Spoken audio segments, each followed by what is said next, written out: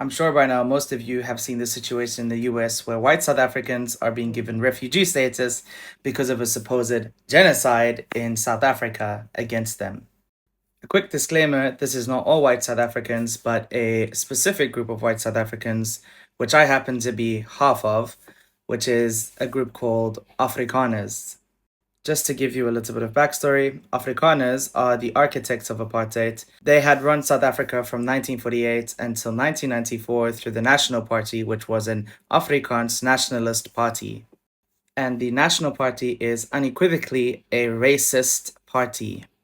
Now, to answer the question, is there a genocide in South Africa?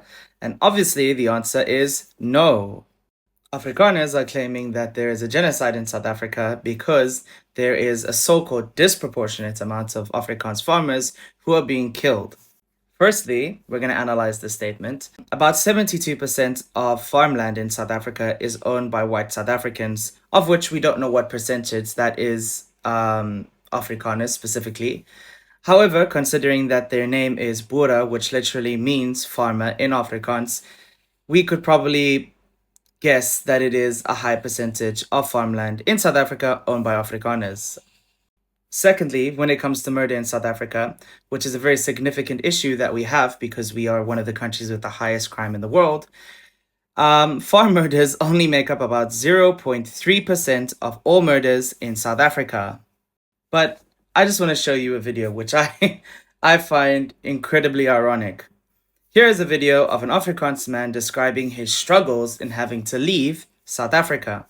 I had to leave a 5-bedroom house, my car behind, my dogs behind, my mother behind. You can't get any more ironic than this. He has to leave behind a 5-bedroom house and his dogs. Whereas there are people who are being actually genocided in other countries who have nothing to return to. But you know what's also interesting about Afrikaans people? A large percentage of them happen to also be supporters of the State of Israel. So riddle me this. How are you supporting the State of Israel while they're actively committing a genocide against Palestinians, and yet you feel so sorry for yourself that you have to leave behind a 5-bedroom house, whereas Palestinians have their 1-bedroom home being destroyed or taken from them?